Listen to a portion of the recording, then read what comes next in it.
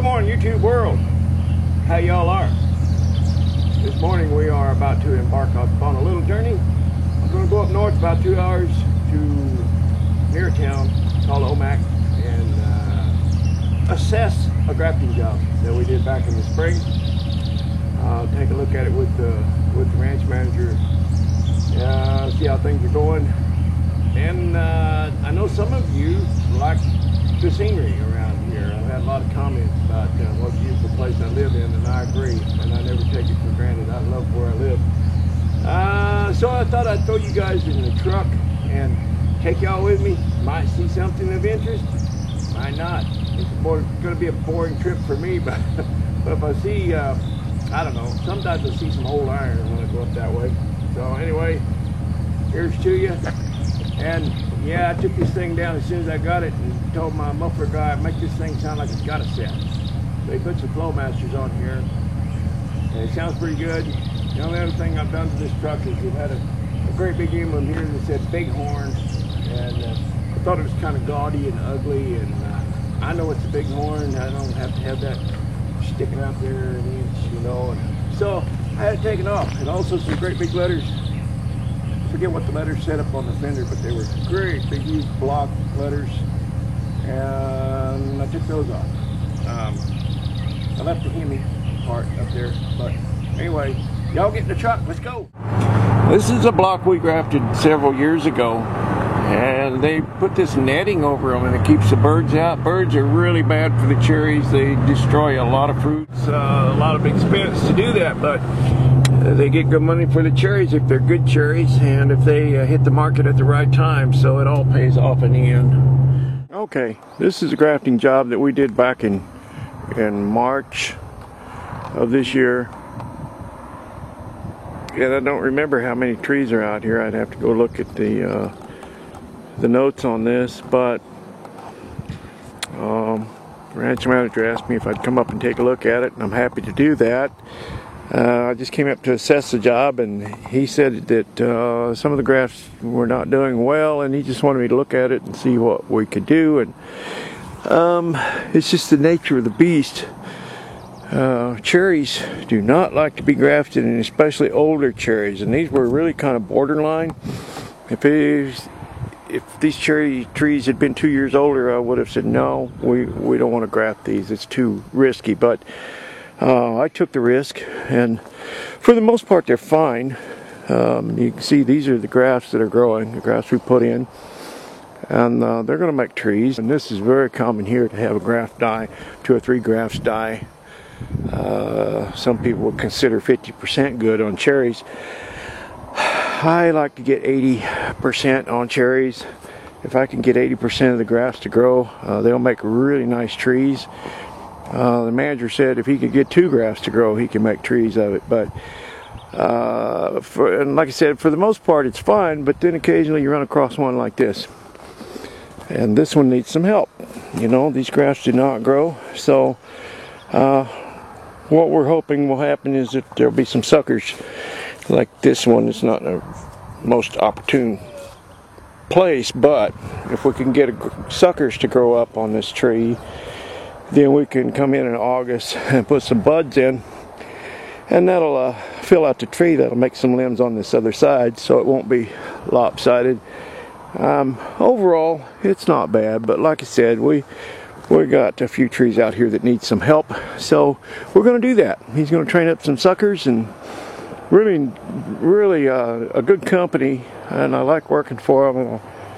I like working with this manager. I like this tree here. This one needs some help.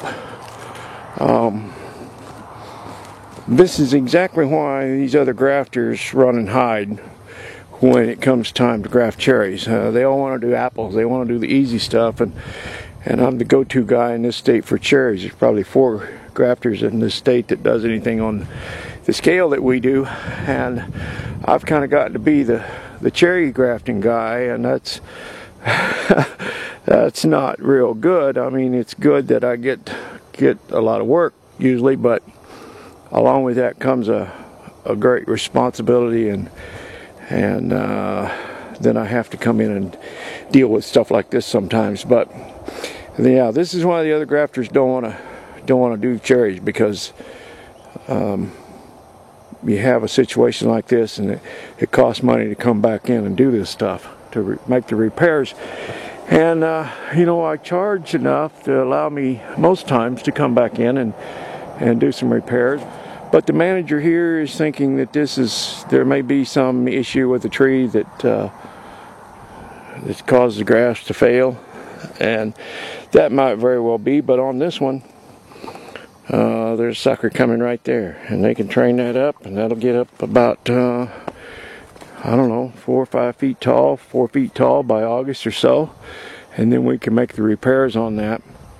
And this company is not asking me to eat this. They're not asking me to eat all the costs on this, but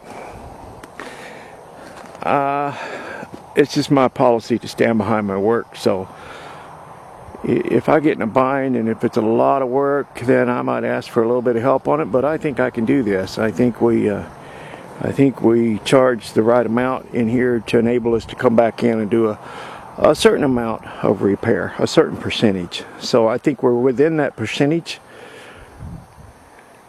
I'm not too concerned about it. It used to just tear me up. Boy, I mean, I take it real personal when my grafts don't grow, and I used to lose sleep over it, and it just would make me almost sick when I come out and see some grafts not growing, a job not doing well. And well, you know, after 30-some years, 35 years, I've kind of gotten to a place where I don't let it affect me. I don't let it affect my health, because stress is a killer, man. Stress is hard on you, hard on your health. But while it still hurts my feelings, I have to look at it and say, well, if I died tomorrow, you know, they'd figure it out.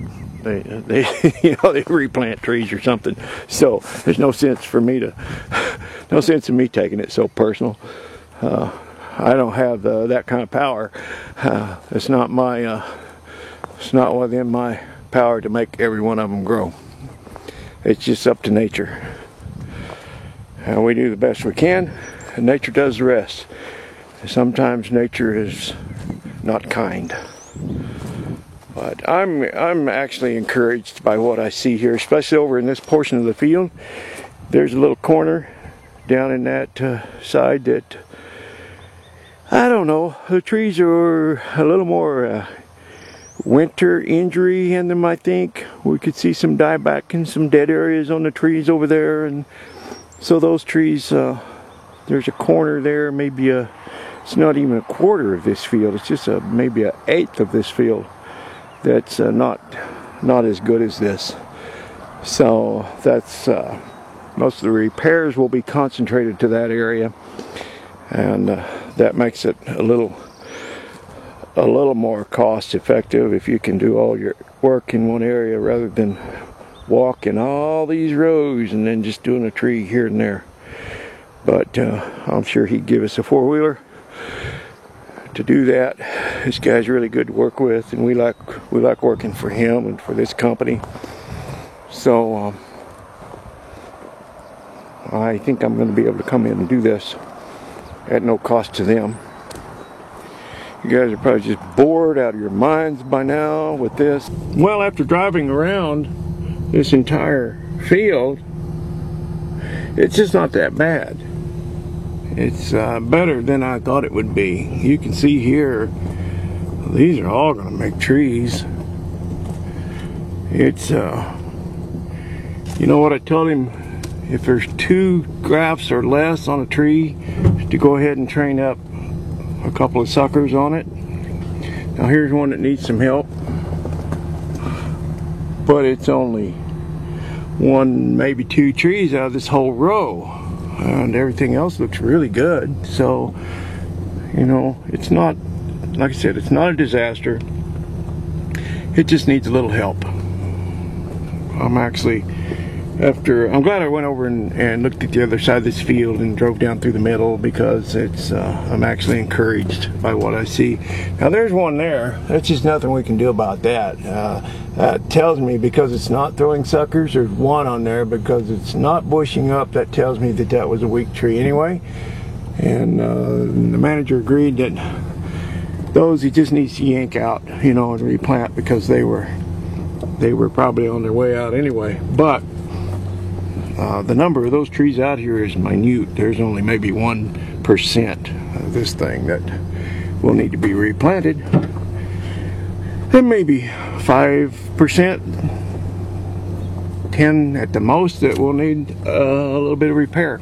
So it's just not as bad as I thought, and it's certainly not as bad as it could be. And I've seen worse. Now he's got some problems in here that he's going to take care of right now. He apologized when I got here. He said, you're going to see some aphids out there, and you see how that's making the leaves curl, and they're just eating them up. And he said because of the paint out here, he has to pull it out of organic anyway. So if you got to pull it out of organic, you may as well kill the aphids. So he's going to have to spray something for them. And they'll take off and start growing as soon as he gets them out of there. And this corner down here is the worst part. There's more trees in here that did not grow. I'm going to stop and grab a picture for Victor, and so he'll kind of know what he's looking at come August. Alright.